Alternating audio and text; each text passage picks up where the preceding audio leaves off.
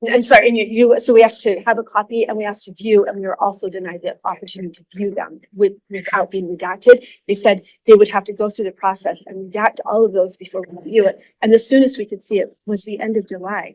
And we were asking, and as Michael mentioned, we were alerted to this early in May, and we were taking the steps necessary before the primary. Most of this was done before primary, where we did all the grammar requests before. So we were acting as quickly as we could in the process. I mean, it's taking long. Oh, there's a lot of steps to get to this point, but we were denied.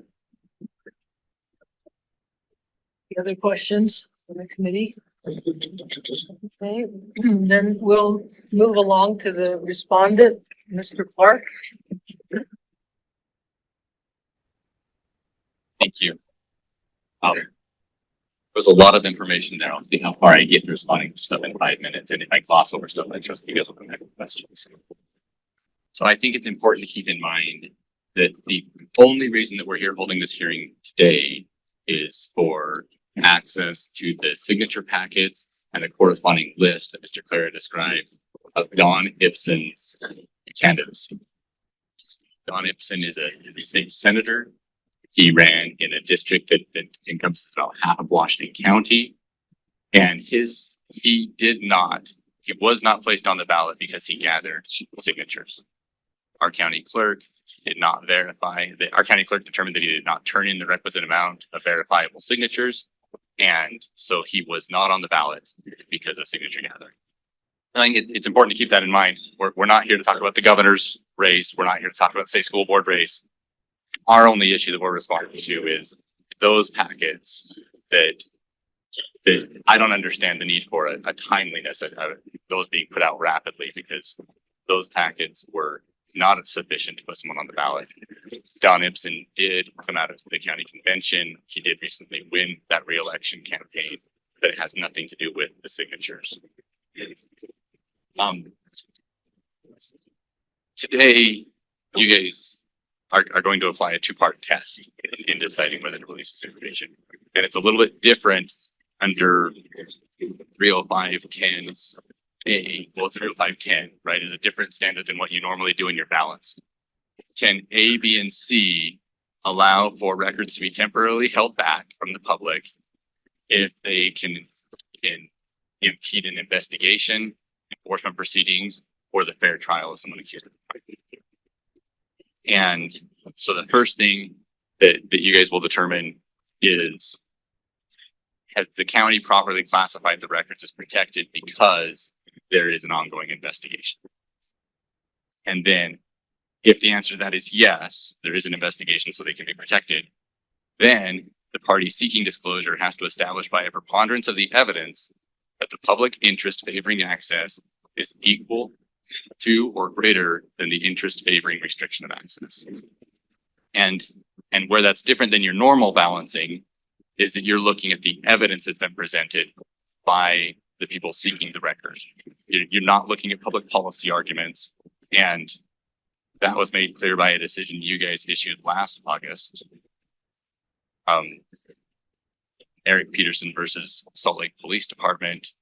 You said, when analyzing a record protected under subsection 30510, we no longer look at the various interests and public policies pertinent to the classification and disclosure or non-disclosure. Rather, we are to look only at the actual evidence showing that the public interest favoring disclosure outweighs that of restriction. So we're here today and we're looking at the actual evidence of why we're asking that this information be temporarily withheld so that we can pursue an investigation. And just practically speaking, this is my concern as the chief law enforcement officer in our county. I think it's very important that when someone qualifies for the ballot by whatever method, that method is open, is transparent, and is valid. And so if signature packets come in and our county clerk raises a red flag and says, hey, there may be enough here, we should look at this, we're going to fully investigate that. And so we want to do that.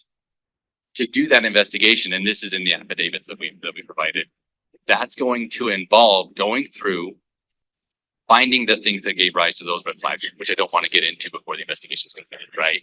But finding those things and then going out and talking to, you can, you know, you're looking at the packet, you're having red flags, talking to people whose names are on those lines and talking to the people who are gathering the signatures. If we release this information and Mr. Clara or the Lyman campaign goes through and does that comparison so that they can pull out potential discrepancies and they can be reaching out to those individuals and talking to them before they'd sat in a law enforcement interview, then we can't be, it complicates it, right? We're not sure that the person that we're talking to is then giving us the information that they have or the information that they got as they were approached by volunteers or campaigns or other people. I'm not saying the information shouldn't go out there. Obviously, the Lyman campaign under 3055, which was one of the slides that was shown earlier, can walk in and they can view for the Cox signature packets, they can view the signatures for the non-protected voters, and they can view the signature in the voter registration database. They can do that verification. That's already allowed under the law. What we're asking for is give us some time to do an investigation before we do that on the Don Ibsen signature packets, which aren't, there's not a time interest in doing those quickly anyway, because they weren't key to him winning re-election. That's the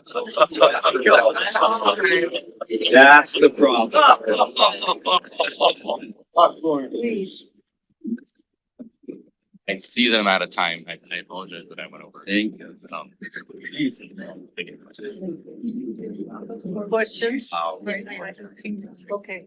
Public confidence is Mr. rising Clarke, there, what's your sir. Quiet, please. What's your response to Mr. Clara's contention that there was no investigation begun before he received the denial? And I can see where Mr. Clara comes from on that, and I can give some additional information on kind of the timeline of how this works.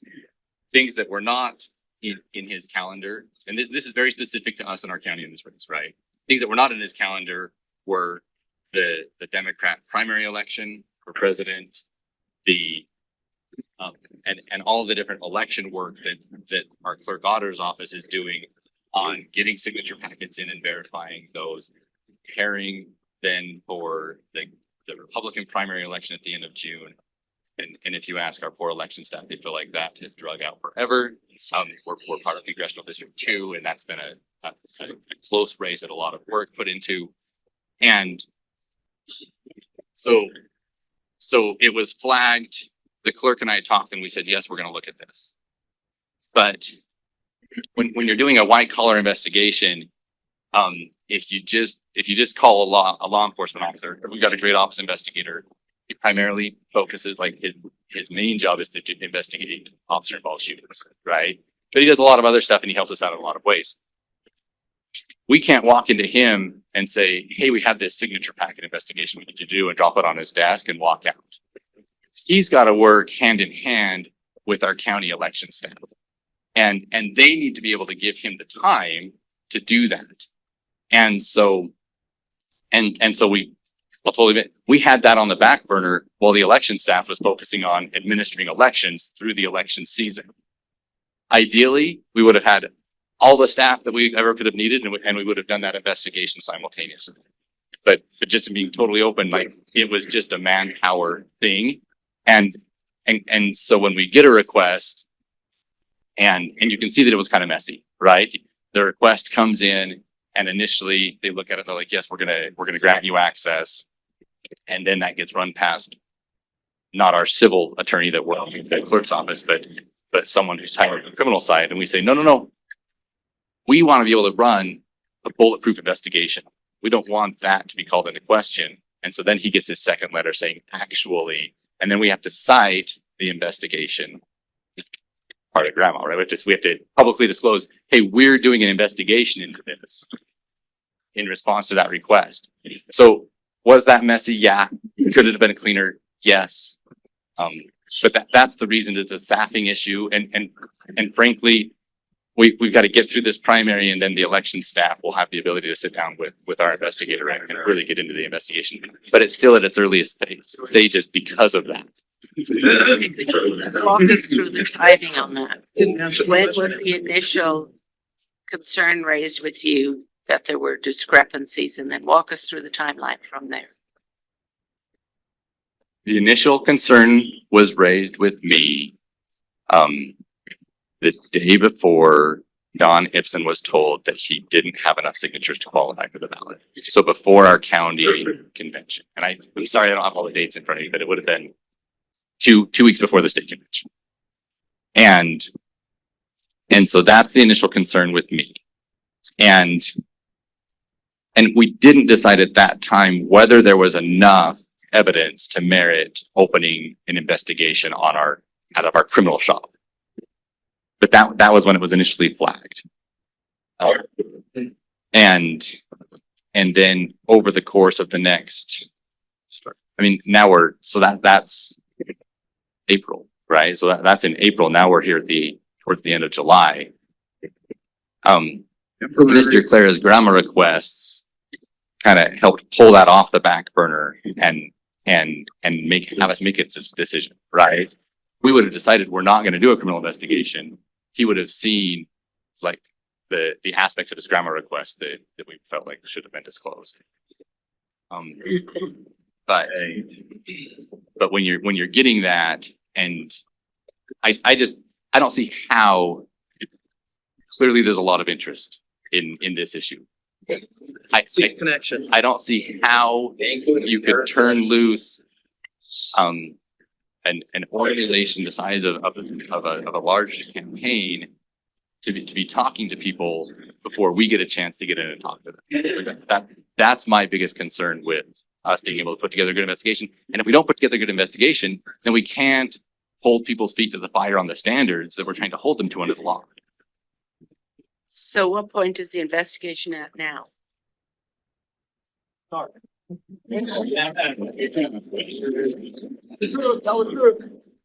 And it is still at that early point. And I don't want to. Temporary. And Please, will the audience please hold their comments? I explained the staffing issues on the clerk auditor side. We've had some things that have pulled our investigator into, if we're in a murder trial, if we have an officer involved shooting, that's going to take priority of his time over this investigation. We just have limited resources. We just have to make those kind of calls. So we're still not through the primary election, right? We're going to have a recount of the primary election. And so our plan has been, when the clerk auditor staff is ready and freed up to be fully engaging with our office, that's when we'll be launching it. It's still super early. There's another murder. Yes, even The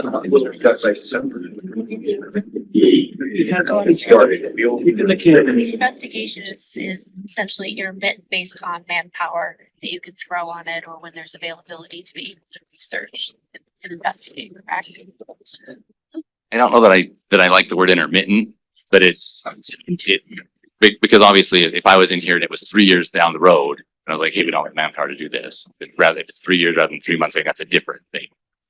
It's not on a shelf, it's on the desk, right? Like it's a project that needs to be worked on, but it's project. We've got to get the clerk staff ready to work on it. Do you like never better? What is the verb? No comments. So it's not a continuously ongoing investigation that's being actively investigated. I know it's difficult to explain, and I kind of get where you're going with it, but I'm trying to kind of bring that out. I think that rarely are you ever going to have an investigation where during a person's work week, that's all that they're working on. And if we say that it becomes not ongoing or it's intermittent, if they take a call and they're doing something else, that seems problematic. I get that you have to draw some lines somewhere, right? You got to be able to say, is this an ongoing active thing or is it not? And I'm representing to you that in our opinion, this is an ongoing case. And maybe even more importantly, it would be impacted by putting the information out there and having the people on the list be contacted before they've had the chance to talk to law enforcement in the investigation. Any other questions? Okay, Ed? So, answer the first, just two quick follow-ups. Go back to the staffing. Have you considered, or are there options to go outside of the office to get help in investigation? Maybe reaching out to another county attorney's office or their county attorney investigator. There seems to be maybe some timing associated in this one that it take a year sort of election process. So have you considered any other options, or are there any other options to help your office? I think that's a fair question. The timing, I think it's important for you guys to understand. The timing issue for the Lyman campaign ran 10 days after the state convention. That was their time frame to do an election challenge based on Cox getting on the ballot. So I don't see a timing issue there, right? The timing issue on the Ibsen, there's not one because he didn't get on the ballot because of this. And so, yes, we could pull in detectives from area law enforcement agencies. We could pull in from another county attorney's office. Those are asks that I have to make at times, right? Like, you know, in law enforcement, we have to do that sometimes. I hate to be doing that for political reasons and not because there's an actual legal need. And Wow. timing's rotten. Then just one last clarification. I may be the slow one, to just making sure that I understood. Lyman campaign has the ability to seek voter registration lists and or packages for their congressman race that they're involved in. This is involving just innocent. Good, I understand. That's correct. Separation of the law.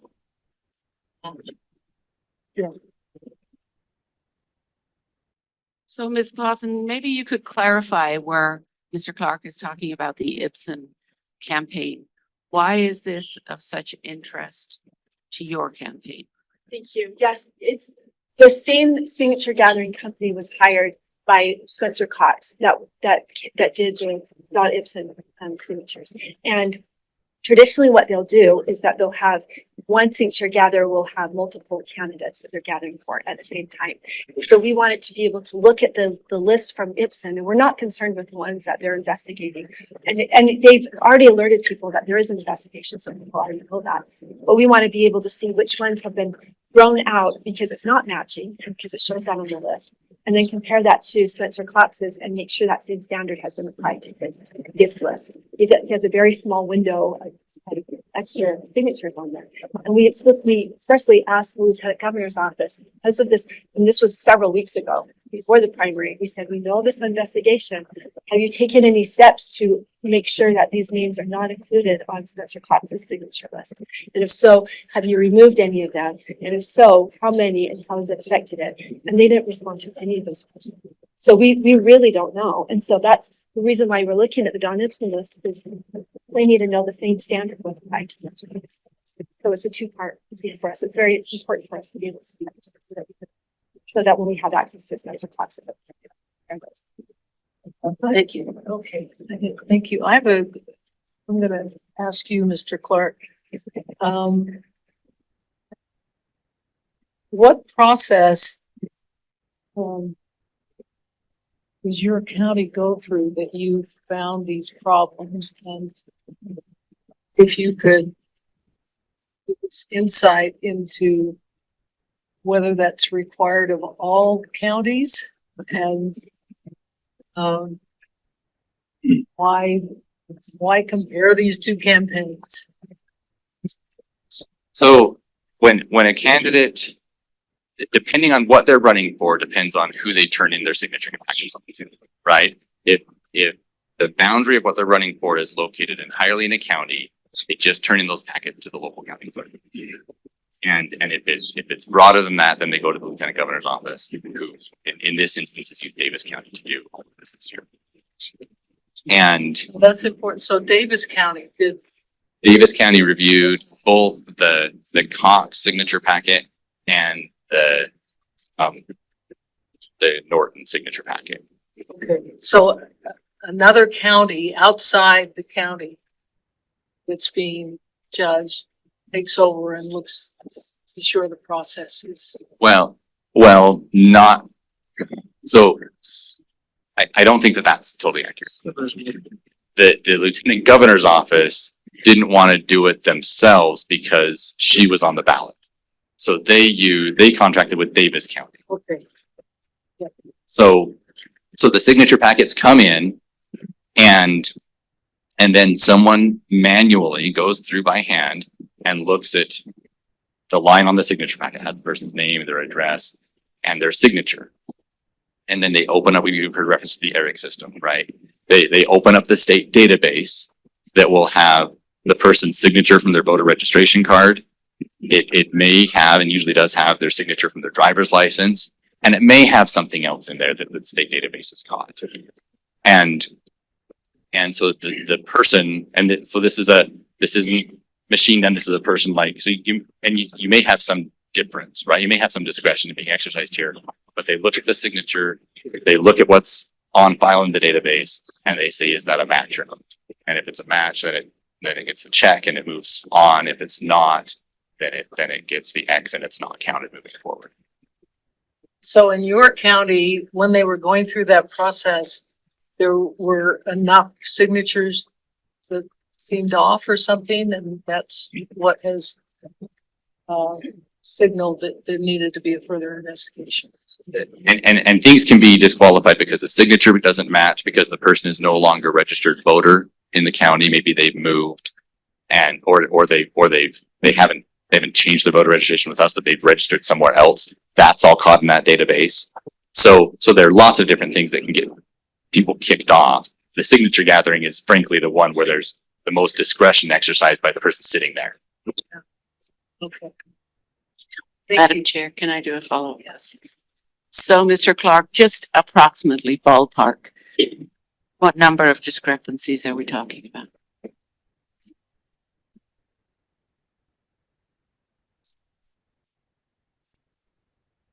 So I'll answer that question. I'd rather not get into to how broad the investigation Appreciate that. is, right?